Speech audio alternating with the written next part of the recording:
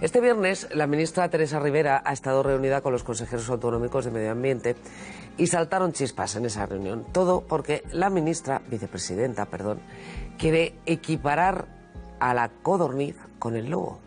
Es decir, declarar a la codorniz especie protegida. Manuel Gallardo es presidente de la Federación Española de Caza. Manuel, buenas noches. Hola, ¿qué tal? Buenas noches. ¿Está en peligro de extinción la codorniz, como dice Teresa Rivera? Pues no está en peligro de extinción. Es rigurosamente incierto que la codorniz esté en peligro de extinción.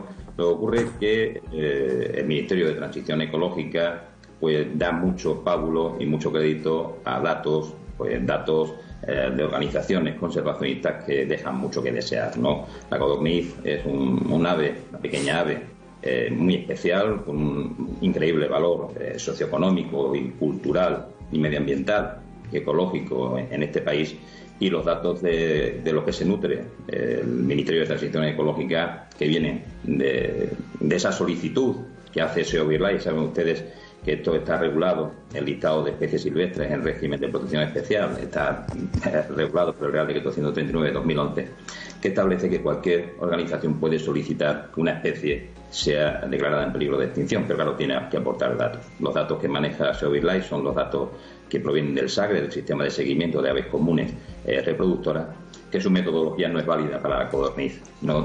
Este método son 2 visitas al año, del 15 de abril, 15 de mayo, 15 de mayo, 15 de junio, 2 únicas visitas al año a un terreno, a un lugar donde se pretende avistar a una pequeña ave, y a través de ese avistamiento que no se produce y a través del canto, que en muchas ocasiones tampoco se produce, pues intentan justificar que hay 220.000 codornices en España, cuando nosotros tenemos censadas 3.200.000 codornices, y por tanto su población es absolutamente estable, acreditado con los datos de proyectos científicos muy sólidos como el Coturnis, financiado por Mutuasport. Bueno, pero una asociación que puede tener un interés determinado da el dato de 200.000, ustedes que pueden tener otro interés determinado pueden dar el dato de 3 millones, pero entiendo yo que el Ministerio de Transición Ecológica tendrá que hacer un análisis más científico y más allá de los datos que le den unos y otros, ¿no?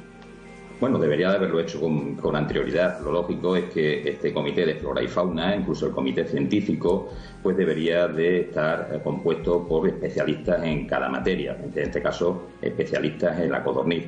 Y antes de atender una demanda, como es la que hace SEO BirdLife en este caso, debería el Ministerio tener sus propios datos, es decir, contrastar los datos, hacer estudios rigurosos y atender a las personas, a las entidades científicas que realmente saben de la codorniz. Ya pasó con el lobo, vimos que el lobo no tiene un problema de conservación, era un problema de convivencia entre el lobo y la ganadería, y este ministerio lo que ha creado es un conflicto social, un auténtico conflicto social, cuando era un problema de convivencia que venían solventando las comunidades autónomas.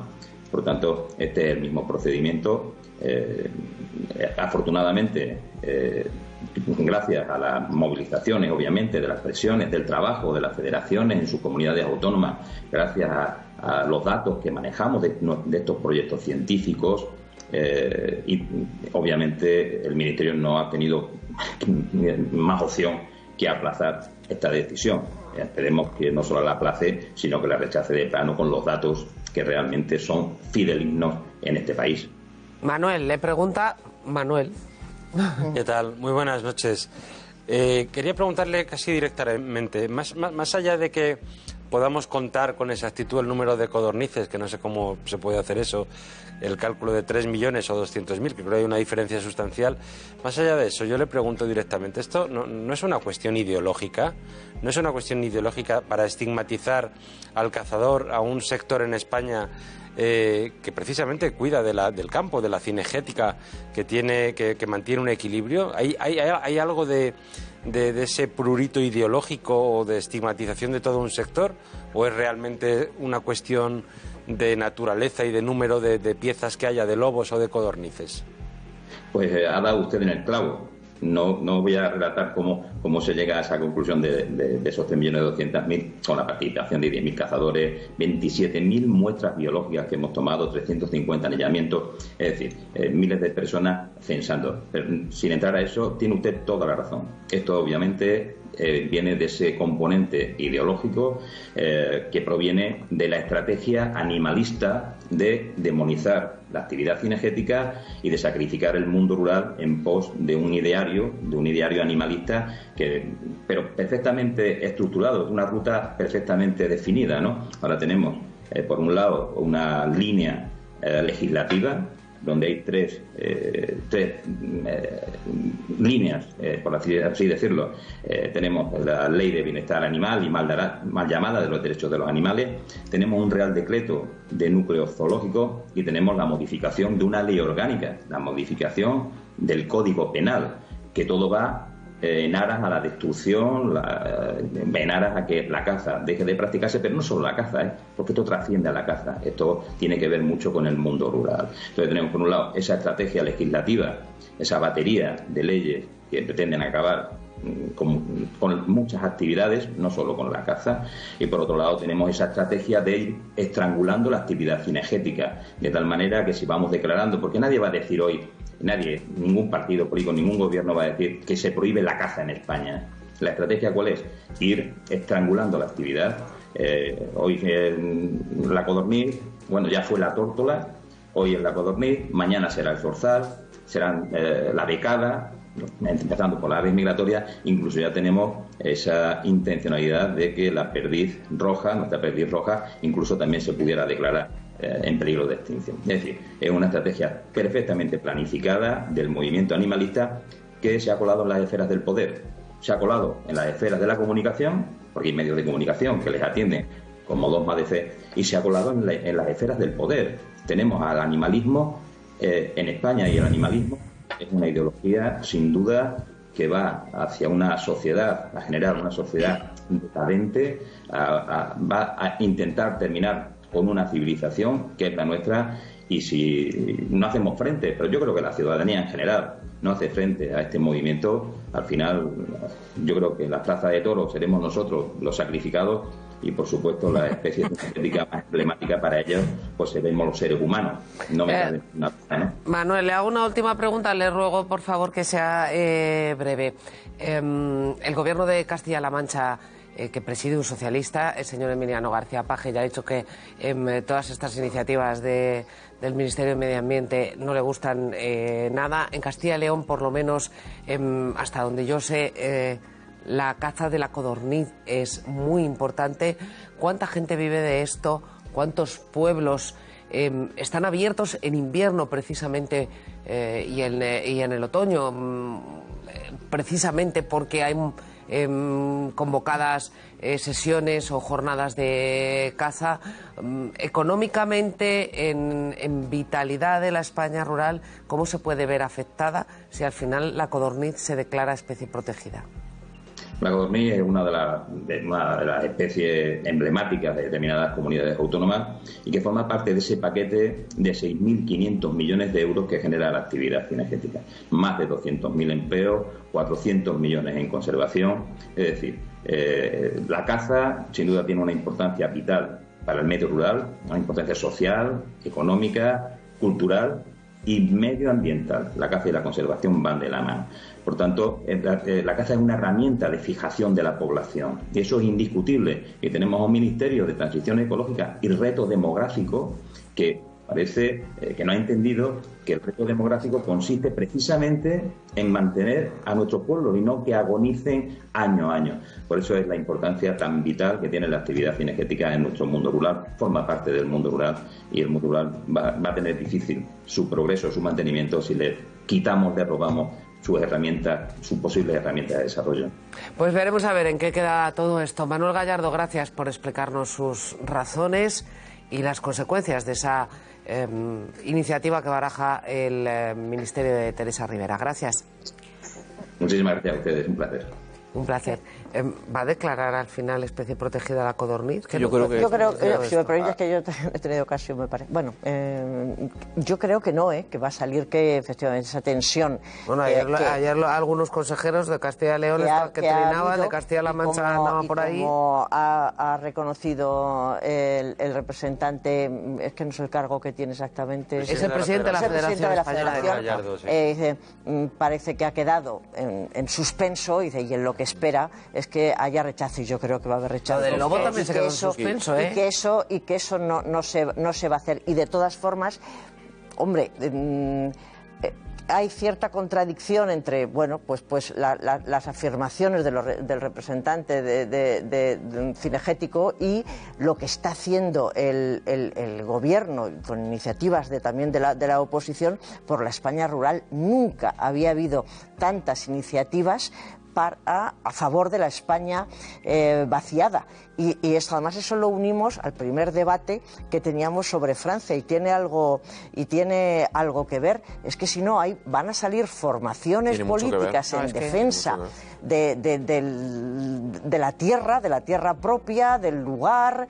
Lo que hace muchos años se decía con cierto desdén, políticas de campanario, pero las políticas de campanario luego al final tienen una representación grande. Entonces yo creo que el gobierno es muy consciente de que también el resurgimiento, el emerger de estos partidos políticos locales es una consecuencia de un fracaso de los partidos pero no sé si prohibiendo la caza vas a ganar votos a los pueblos. Por eso, yo creo que se va a impedir, porque hay muchas iniciativas contrarias a Hay favor. mucha gente descolgada, estamos hablando de gente que se queda descolgada efectivamente de una economía pues que a mucha gente les ajena. La economía está del algoritmo, desterritorializada. Hay gente que vive pues eso, de la tierra. Hay gente que vive de la tierra y es una economía precisamente basada no en las deslocalizaciones, sino precisamente en el territorio, ¿no? Y hay gente que se descuelga y luego efectivamente emergen los populismos porque hay mucha gente que a determinadas políticas más o menos rimbombantes, la transición ecológica, da la sensación, cunde una sensación muy legítima de que eso lo van a terminar pagando los de abajo, los trabajadores, los más débiles, gente humilde, que precisamente no forman parte ni de los potentados ni de los privilegiados. Entonces hay que tener cuidado. Claro que hay que llegar a un equilibrio. La pregunta de Ana, desde mi punto de vista, iba muy bien tirada. Es decir, intereses hay en las asociaciones ecologistas y animalistas, y también en la Federación de Caza hay intereses. Hay que legislar con arreglo al bien común, conciliando esos intereses y no dejándose las injerencias de ningún lobby. Que decir, que lobbies hay de mucho tipo, pero ahora bien, el equilibrio y el respeto al medio ambiente no puede significar que la transición ecológica al final se convierta en un corolario de políticas regresivas. Y a mí me da la sensación de que muchas veces se legisla sin atender a que hay mucha gente que necesita vivir, que no puede vivir precisamente de la economía financiera, sino que vive de eso, precisamente, que es el modus vivendi de mucha gente. Es que decía Anabel con razón que hay una parte del gobierno, es una parte del gobierno que es verdad que está haciendo mucho por la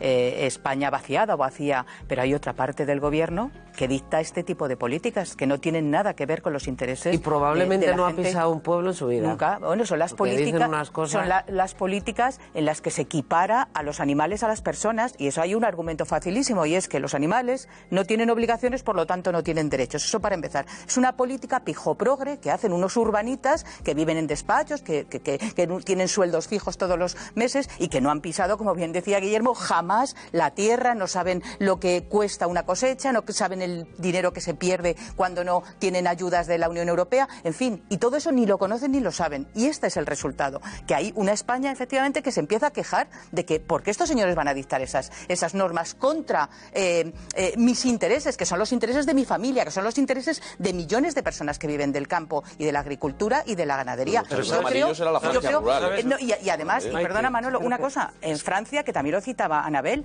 Macron se ha tenido que ir a las zonas rurales porque se ha dado cuenta que Le Pen le estaba ganando el terreno. Y aquí podemos seguir haciendo, el señor Garzón puede seguir diciendo que tomamos tofu y que los animales hay que protegerlos, pero eso no es la España real, ni la vaciada ni la que no está vaciada. Y yo creo que eso lo empiezan a pagar los partidos que no atiendan esas necesidades. Además, los que vivimos en el centro de Madrid también hemos tenido el abuelo en un pueblo, es decir, que no, a lo mejor no vamos a casar ni vamos a sembrar, pero sabemos lo que eso significa. Pero hay muchísima, yo creo que vamos a ver, hay muchísima hipocresía con todo este asunto. Y lo digo porque antes de que en España se acabe prohibiendo que compremos algún insecticida para el pulgón de los rosales, que nos lo terminarán prohibiendo, que no podemos quitar el pulgón porque es otro bicho vivo, me imagino que... Ser sintiente. No, nos dirán que hay que contar sardinas, a lo mejor, también en el mar, que en fin. Yo tengo la sensación de que hay mucho cinismo por una cosa. Primero se crea un debate y un relato sobre algo y luego se olvida. Es decir, pasa con el lobo, pasa con el chuletón, pasa con las macrogranjas, pero se crea un debate en virtud del cual el gobierno parece ser esa especie de el sumum del progresismo universal, el buenismo pacificador de todo, que luego no expulsa inmigrantes en calientes, no permite mantener al lobo, pese a que el lobo se esté cargando rebaños enteros que son no de un señor de Ávila que esté en una... No, son auténticas granjas de producción que se está... Pero la izquierda cargando. no defendía a estas personas que lo pasaban tan mal. Digo yo, si porque aquí yo me he perdido en todo este camino. Lo gracioso es que ellos ponen en un libro, una cosa, hablan en un micrófono, pero luego en los decretos ponen otras cosas. Exacto. Al final luego todo se olvida, todo sigue más o menos como está, pero han generado un debate absurdo. Que no llega a ninguna parte. Yo en este programa ya he dicho varias veces que hay que ir al boletín oficial del Estado y ver luego qué es lo que se regula y no se regula.